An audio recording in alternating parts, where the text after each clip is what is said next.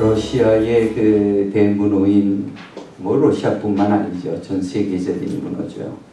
톨스토이가 쓴 소설 중에 단편 소설 중에 이런 것이 이제 사람은 무엇으로 사는가? 사람은 무엇으로 사는가? 밥만 먹고 사는가? 무엇으로 사는가? 그런 책이 있죠. 이 질문은 우리가 무엇을 위해 사느냐, 무엇을 위해서 사느냐 하는 것과는 좀 다른 질문이에요. 그러니까 삶의 목표를 이야기하는 것이 아니라 삶의 근본적인 에너지, 즉 내가 어떤 힘으로 지금 살아가고 있는가, 어떤 힘으로 내가 지금 살아가고 있는가, 이제 그것을 묻는 거죠. 소설의 내용을 보면 이렇습니다. 구두를 짓는 이제 구두장이 시몬이 있어요. 그런데 그가 구두가 잘 팔리지 않아서 그의 생활이 매우 공고하고 어려웠습니다. 그때는 어느 날 이제 또 아내 성화에 못 이겨서 밀린 외상값을 받으러 나갔지만 그만 뭐 별 소득 없이 돌아가게 됩니다. 이 외상값을 좀 받을래도요, 저가 아주 좀 독하게 마음을 먹어야 외상값도 잘 받아낼 수 있는데 워낙 성품이 여리고 또 착해서 남에게 싫은 소리를 못해요. 그러다 보니까 오늘도 전혀 수긍을 못하고 그냥 돌아오게 됩니다. 근데 돌아오던 길에 시몬은 교회 앞 단상에 길에 앉아있는 한 헐벗은 거지와 마주치게 되지요. 마음이 너그러운 시몬은 그 거지를 그냥 지나치지 못해요. 왜냐하면 오늘 이 밤에 얼어 죽을 것이 뻔하기 때문이죠. 옷도 얇은 옷 하나 입고 있는데 뭐 우리 캘리포니아에서는 이해가 안 되지만 이 러시아에서는 그렇게 그런 옷차림으로 있으면 밤새 얼어 죽습니다. 그래요. 그러니까 그를 지나치지 못하고 자신의 하나밖에 없는 그 외투를 벗어서 그 남자에게 입히고 그 사람에게 물어보죠. 네가 오늘 무엇을 먹었나? 지금 3일째 못 먹었습니다. 그러니까 그럼 나와 함께 우리 집으로 가자. 그리고 자기 집으로 데리고 가요. 데리고 간 남자의 이름은 미하일이에요. 미하일이라는 남자예요. 그런데 집으로 데리고 오니까 미하일을 집으로 데려오니까 이를 본 아내가 어떻겠어요? 가뜩이나 지금 살림도 어려워 죽겠는데 밥 한 끼가 얼마나 귀한데 손님을 데려왔으니 얼마나 화가 나겠어요. 지금 당장 우리도 한 끼 먹을 것이 없는데 어떡하려고 하나. 근데 막상 그 사람을 보니까 법적으로는 화도 나지만 그 거지의 모습을 보니까 또 마음으로부터 치근한 마음도 들고 또 불쌍한 마음이 들어서요. 비록 없는 반찬이지만 그저 이것저것 몇 가지 꺼내서 식사를 제공하죠. 그리고 그 후에 이 아이는 시몬에게 구두 짓는 법을 배워서 그의 구두방에서 함께 구두를 짓게 돼요. 그런데 실력이 굉장히 일치월장합니다. 아주 빠르게 구두 짓는 법을 배워서 오히려 시몬보다도 더 구두를 잘 짓게 돼요. 그러던 어느 날입니다. 한 귀족이 그 가게를 방문해서 이제 이런 부탁을 해요. 내가 몇 년을 신어도 정말 아주 오래오래 신을 수 있는 구두를 나에게 만들어 달라. 내가 그러면 너희가 원하는 대로 마음껏 돈을 줄 거야. 그러니까 최고의 아주 정말 영원히 쉴 수 있는 그런 구두를 좀 나에게 만들어 달라. 그렇지만 형편없는 구두를 만들면 내가 너희들 그냥 두지 않을 거야. 이렇게 귀족이 이야기를 해요. 미하일은 그 손님이 가고 난 후에 구두를 만들기 시작하는데 가죽 구두를 대신에 가죽 구두를 만들지 않고 뭘 만드냐면 가죽 슬리퍼를 만들어요.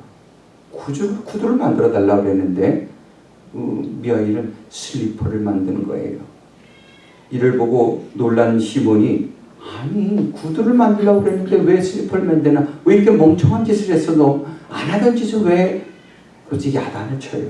그렇게 막 야단을 치고 있을 때 귀족의 하인이 헐레벌떡 뛰어들어옵니다. 그리고는 이런 말을 전해요. 자신의 주인이 지금 집으로 가던 중에 마차에서 떨어져서 그만 사고로 죽게 되었다는 거예요. 그래서 이제 그 사람에게 주인에게는 구두가 필요하지 않고 고인에게 신길 슬리퍼가 그 러시아에서는 그 죽은 사람에게 아주 부드러운 슬리퍼를 신기니까요. 그래서 그 슬리퍼가 필요합니다. 이렇게 부탁을 하고 가요. 참 미하일이 어떻게 이를 알았을까요? 그리고 또 영원히 신을 구두를 마치고 간 많은 돈을 주겠다고 한 그 귀족, 그의 생명이 이렇게 떠나게 될 줄은 정말 누구도 몰랐죠. 정말 인생의 앞날은 알 수가 없는 거예요. 그리고 또 이런 일이 있어요. 몇 달 후에 어떤 부인이 두 아이를 데리고 와서 아이들이 신을 가죽 신 두 벌을 주문을 합니다. 이 아이들이 신발을 만들어 주세요. 그렇지만 한 아이는, 그 중에 한 아이는 한쪽 발에 장애가 있으니까 그저 통틀어서 3개의 신발만 만들어 주시면 됩니다. 이렇게 이야기를 했죠. 시몬은 궁금했어요. 부인에게 이렇게 묻습니다. 왜 소녀의 발이 불구가 되었습니까? 그러자 부인은 이 아이들은 사실은 내 아이가 아니고 이 이웃 집안인데 그 엄마와 함께 있다가 사고가 나서 한 아이가 이렇게 되었다고. 근데 그 엄마마저도 얼마 전에 사고로 죽게 되었다고. 그래서 이 두 아이는 고아가 되었는데 너무 불쌍해서 내가 데려다 지금 집에 우리 가족과 같이 함께 키우고 있다고 그런 이야기를 해요. 이런 모든 일들이 있고 난 후에 미하일은 그 시몬에게 가서 작별 인사를 해요. 내가 이제 떠날 때가 됐습니다. 그러면서 자신에 대한 이야기를 해요. 내가 원래는 사실 천사입니다. 내가 천사인데 하나님의 명령을 어겨서 3가지 질문에 답을 얻을 때까지 너는 땅에 내려가 있어라. 땅에 머무르는 벌을 받았다는 거예요. 예. 그러니까 천사 입장에서 이 땅에서 내려오는 거는 축복이에요? 벌이에요? 벌이에요. 우린 여기서 신나게 오래 살려고 그러죠. 천사가 보기에는 그래서 그 벌을 받고 자기가 이 땅에 내려왔다는 거예요. 근데 그 3가지 질문이 어떤 거냐면요. 사람의 마음 속에는 무엇이 있는가? 그걸 알아갖고 오라는 거예요. 네가 세상에 내려가서 사람들과 함께 있으면서 사람의 마음 속에 무엇이 있는가 한번 살펴봐라. 그리고 또 두 번째는 사람에게 주어지지 않은 것이 무엇이 있는가? 결국 사람이 갖고 있지 않는 것, 그게 무엇인가? 그걸 네가 알아봐라. 그리고 또 사람은 무엇으로 사는가? 이렇게 3가지 질문을 하셨다는 거예요. 그래서 이제 그 질문에 자기는 그 시몬하고 함께 있으면서 그 질문에 대한 대답을 모두 찾게 되었다는 거예요. 그래서 이제 자기는 천국으로 돌아간다는 거죠. 그러면서 그 3가지 질문에 대한 대답을 이렇게 이야기해요. 첫 번째는 헐벗고 굶주린 자신을 시몬과 아내가 자기를 대접하는 것을 보고 사람의 마음속에는 하나님의 사랑이 있구나. 하나님의 사랑이 있구나. 그걸 깨달았다는 거예요. 또 두 번째는 자신이 곧 죽게 될 것을 알지 못하면서 마치 영원히 쉴 것 같은 그런 구두를 주문하는 귀족을 보고는 사람은 한 치 앞도 알지 못하는구나. 한 치 앞도 알지 못해. 그걸 깨달았다는 거죠. 그리고 세 번째는 엄마를 잃은 아이들을 정말 자기의 아이들과 같이 그렇게 그런 마음으로 아이들을 키우는 훌륭한 부인을 보고는 사람은 사랑으로 산다. 사랑으로 사는구나. 그걸 자기가 깨달았다는 거예요. 여러분, 이 질문에 여러분은 어떤 생각을 가지고 계십니까? 물론 인간의 삶은 기본적으로 물질이 필요하지요. 물질이 필요해요. 그러나 물질은 인간의 삶에서 그저 필요 조건일 뿐이지 충분 조건은 아니에요. 그러니까 물질이 있으면 우리는 좀 더 편하게 살 수는 있지만 그렇다고 해서 우리가 잘 살 수 있는 것은 아니라는 말이에요. 그것과 잘 살 수 있는 것은 아무 관계가 없어요. 왜냐하면 물질이 우리의 행복을 철저하게 보장해 주지는 못하기 때문이죠. 그래서 잠언에 보면 이런 말씀이 있죠. 마른 떡 한 조각만 있고도 화목한 집이 고기가 가득하면서도 다투는 집보다 훨씬 낫다. 잠언에 그런 말씀이 있죠. 오늘날 우리가 살고 있는 이 시대의 모든 문제들도 그 안을 들여다보면 다 결국은요 사랑의 결핍에서 오는 거예요. 가족 안에서도요, 그 다툼이 있으면 결국 사랑의 문제고요. 또 이웃과의 관계에서도 마찬가지죠. 그것뿐이겠어요? 민족과 민족과의 관계에서도 사랑의 문제가 있는 거예요. 사랑이 결핍이면 다 다툼이 일어나고 싸움이 일어나고 전쟁이 일어나는 거예요. 사랑만 있으면 그러니까 모든 것이 다 이해되고 용서가 되지만 사랑이 없으니까 용납할 수 없고요. 또 결국 분쟁이 일어나고 만다는 거죠. 그래서 하나님은 십계명을 통해서 우리에게 주신 명령이 뭐예요? 한마디로 사랑하라는 겁니다. 십계명이 10개의 계명이지만 한마디로 말하면 사랑하라. 내가 너희를 사랑하듯이 너희도 서로 사랑하라는 겁니다. 하나님이 우리에게 주신 이 십계명을 보면 우리는 하나님의 뜻을 잘 알 수가 있어요. 십계명은 총 몇 개의 계명이에요? 어떻게 아셨어요? 그 어려운 걸. 그래요. 십계명은 10개의 계명으로 되어 있어요. 그런데 결국 크게 이 계명을 10개의 계명을 보면 1계명부터 4계명까지는 하나님 사랑에 대해 이야기하는 거죠. 그리고 5계명부터 10계명까지는 뭐예요? 이웃 사랑이에요. 그러니까 하나님 사랑, 이웃 사랑, 총체적으로 한마디로 사랑에 대해서 기록하고 있는 거죠. 그런데 세월이 지나면서 이 이스라엘 민족이 십계명의 핵심을 잊어버려요. 그리고 겉으로 드러난 어떤 의식들 그리고 법조문에만 저들이 집착을 하게 됩니다. 그러니까 이스라엘 민족에게는 율법주의적인 신앙만 남게 되었던 거예요. 하나님이 십계명을 주신 이유는 서로 사랑하라는 것인데 그 세월이 지나면서 핵심은 잊어버리고 겉으로 남은 모양만, 예를 들어 의식과 그런 법조문만 저들에게 남게 되었다는 거예요. 그래서 그들은 하나님 앞에 예배를 드리면서도 그저 시간이 지나면 점점 의무감으로만 드려요. 신앙생활을 점점 오래오래 하다니까 주일날은 그저 당연히 가야 되는 거고 그저 예배 드려야 하는 거고 기대감도 없고 소망도 없고 그저 당연한 거고 그저 그런 의무감으로 예배를 드린다는 거죠. 그 당시 그랬단 말이에요. 그 당시. 하나님을 진정 사랑하는 마음으로 드리지 못했던 거예요. 헌금을 드려도요. 헌금을 드려도 인색한 마음이 있었으니까 기쁨으로 드리질 못해요. 드리긴 드려야 되는데 아까운 거예요. 이 돈이면 내가 뭘 할 수 있는데 그런 아까운 마음이 드는 거죠. 또 기도를 해도 사람이 보이는 곳에서 큰 소리로 하기를 좋아했어요. 그들은 구제를 해도 남들에게 드러내지 않으면 하질 않았어요.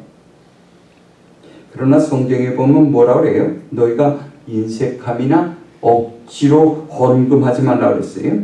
그리고 또 오른손이 하는 일을 왼손이 모르게 하라 그랬어요.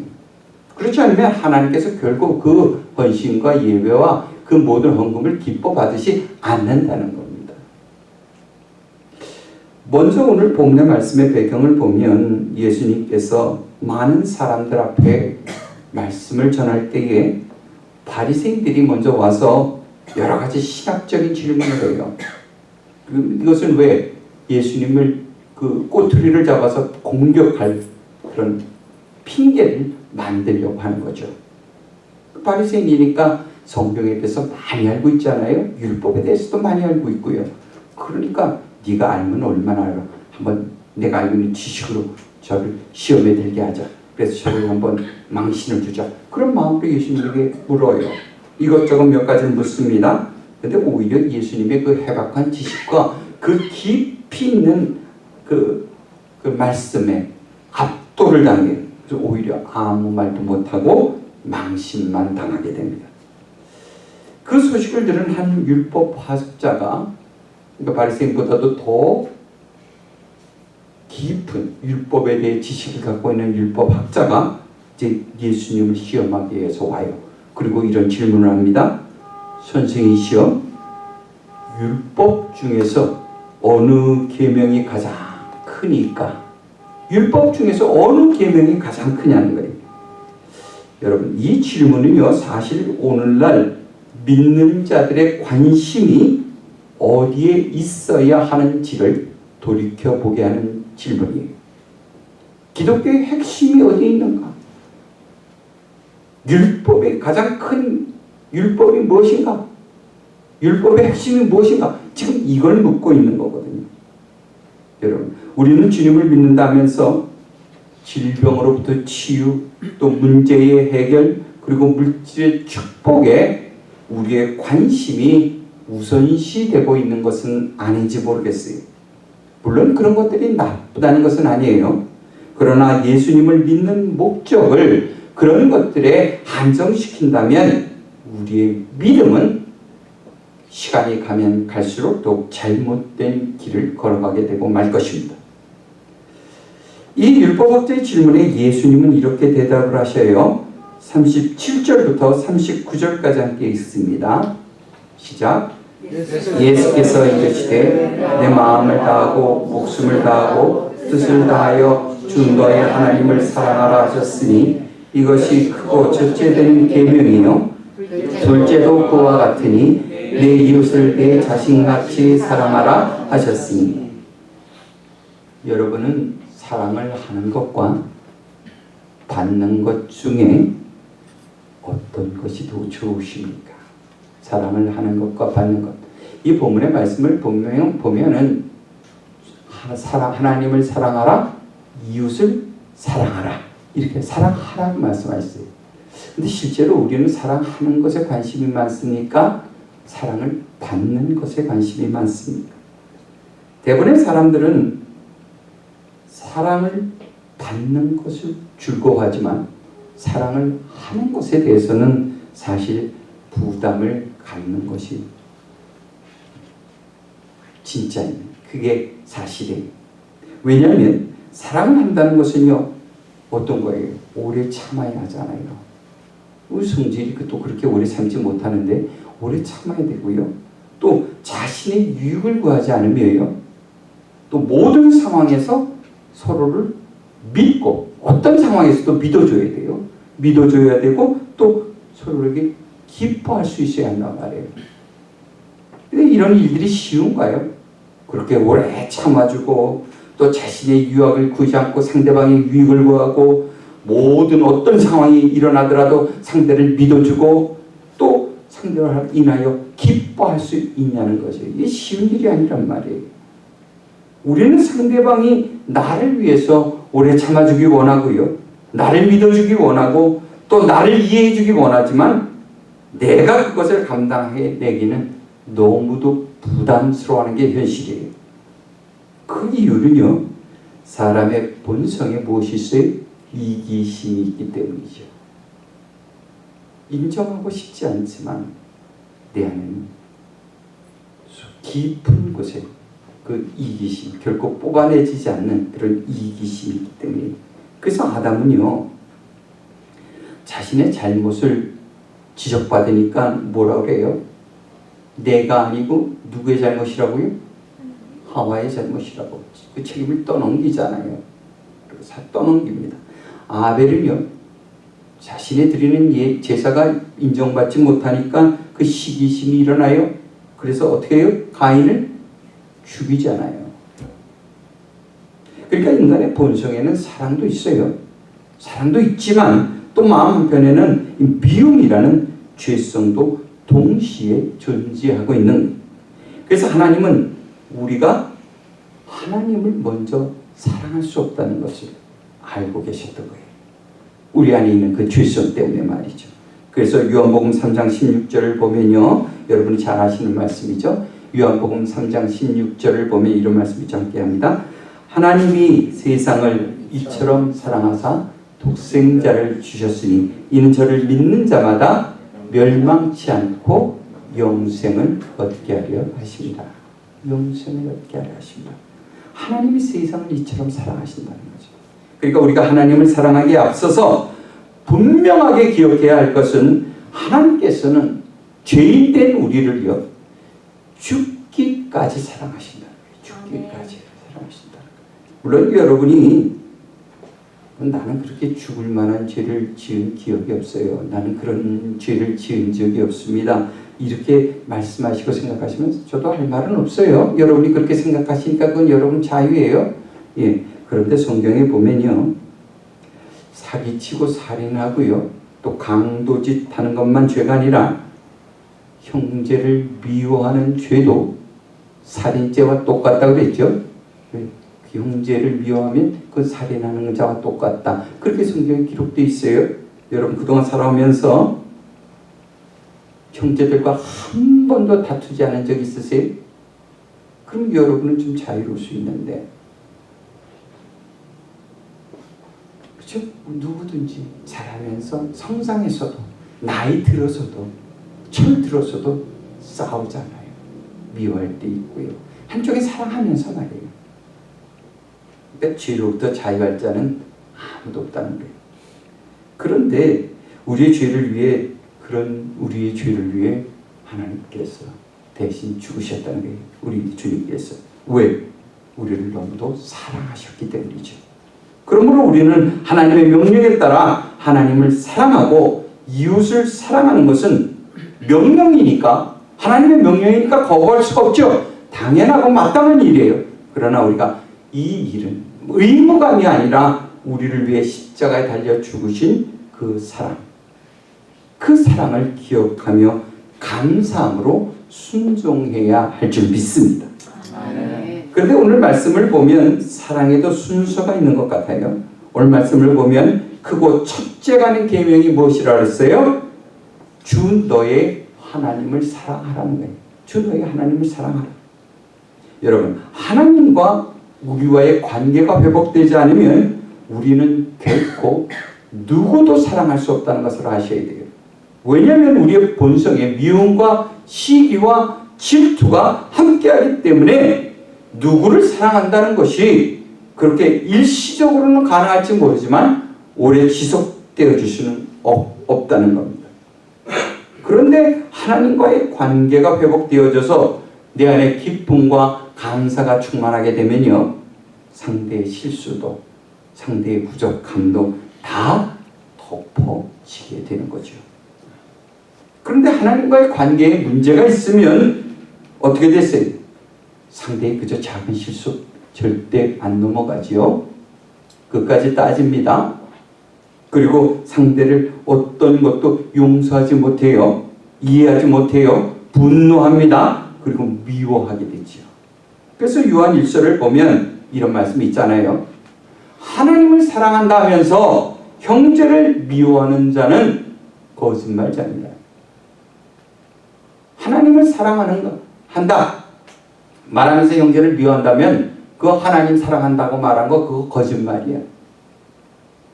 그 이야기를 하십니다. 사랑하는 성도들, 여러분 주변에 있는 사람들과 만나면서 내가 알 수 없는 분노가 내 안에서 일어나고요, 자꾸 상대방을 정죄하게 되면 그것은 상대방에게 문제가 있는 게 아니라 하나님과 나와의 관계에 문제가 지금 이미 일어났다는 걸 여러분이 기억하셔야 돼요. 이걸 먼저 여러분이 아셔야 돼요. 다시 말해서 내가 마음을 다하고 목숨을 다하고 뜻을 다하여 하나님을 지금 사랑하고 있지 않다는 것입니다. 여러분, 많은 신앙인들이 하나님을 사랑한다고 고백을 해요.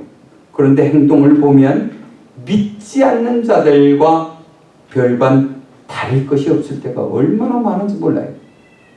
그것은 우리가 하나님을 사랑하기는 하지만 적당히 하기 때문이에요. 적당히 한단 말이에요. 하나님을 사랑하는데 피곤하지 않을 정도로 적당히 해요. 나에게 피해가 없을 정도로 적당히 해요. 그렇게 하나님을 사랑하니까 어려운 상황이 닥쳐오면 어떻게 되겠어요? 베드로와 같이 도망치고 베드로와 같이.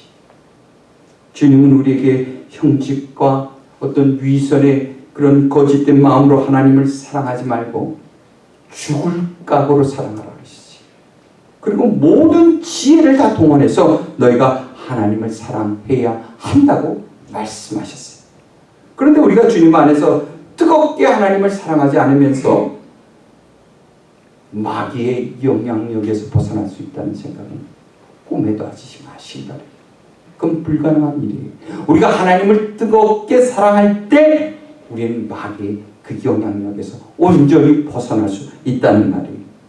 그러니까 우리가 하나님보다 세상에 속한 것을 사랑하면서 형제를 사랑합시다, 이웃을 사랑합시다, 이게 말에 무슨 유익이 있냐는 거예요. 여러분, 주님은 세상과 나를 겸하여 너희가 두 가지를 섬길 수 없다고 말씀하셨죠.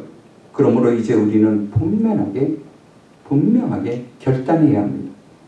하나님을 온전히 사랑함으로 인해 마귀의 영향력에서 완전히 벗어나거나 아니면 하나님과 세상을 더불어서 사랑함으로 인해 마귀의 조종을 계속해서 받고 있거나, 둘 중에 하나, 우리의 결단이 필요하다는 거죠. 여러분, 자신을 위해서라도 하나님을 더욱 뜨겁게 사랑하는 여러분이 되시기를 주님의 이름으로 축원합니다. 그리고 우리는 그 사랑을 가지고요, 하나님을 향한 그런 뜨거운 사랑을 가지고 우리는 이웃을 사랑해야 하는 거예요. 분리될 수가 없는 거예요. 내가 하나님을 좀 사랑하지 못했다 할지라도 이웃을 사랑하면 하나님이 좀 알아봐 주실 거야. 정말이에요. 그렇지 않아요. 이것은 두 가지는 분리될 수 있는 상황이 아니에요. 그건 착각입니다. 우리는 하나님을 향한 뜨거운 사랑을 먼저 가지고 그 사랑이 분명하게 내 안에 불타오르면 우리가 이웃 사랑하는 것은 자동적으로 나타나는 증상이에요. 현상입니다. 그런데 그 이웃을 사랑할 때 어떻게 사랑해야 한다고 그랬어요? 내 이웃을 누구같이? 내 자신같이 사랑하라. 내 자신같이. 자기 몸 아끼듯이. 내 몸 아끼듯이. 자기 몸을 얼마나 아껴요. 그렇게 사랑해야 한다. 그러니까 자신을 존귀하게 여기듯이 상대방도 그런 마음을 가지고 우리가 섬겨야 한다는 거죠. 그런데 오늘 교회는요, 나를 알아주고 또 나를 섬기고 나를 사랑할 때까지 그냥 기다리기만 하는 분들이 있어요. 교회를 오시긴 오셔요. 그런데 사람들이 나를 좀 인정해주고 또 나를 사랑하고 나를 섬길 때까지 그냥 기다리는 거예요. 한쪽 구석에서 계속 기다리기만 해요. 다른 건 못 참아요. 그런데 그런 건 얼마나 오래 잘 참는지 몰라요. 그래서 복음성가에 보면 이런 곡이 있죠. 옛날 찬양인데, 내가 먼저 손 내밀지 못하고 내가 먼저 용서하지 못하고 내가 먼저 웃음 주지 못하고 이렇게 머뭇거리고 있네. 그렇죠? 머뭇거리는 거예요. 사랑하는 성도 여러분, 교회가 나를 사랑하지 않고 있다고 생각이 든다면 그것은요, 내가 먼저 교회를 사랑하지 않기 때문이죠. 서로 사랑하시기 바랍니다.